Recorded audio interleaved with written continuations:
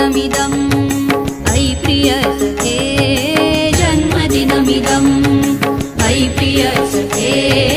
शन्तनोतु ते सर्वदा मुदम्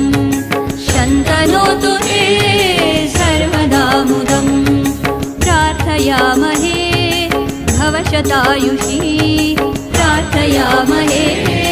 भवशतायुषी ईश्वरः सदा त्वां च रक्षतु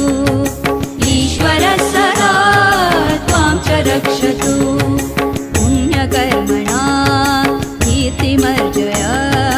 पुण्यकर्मणा कीर्तिमर्जय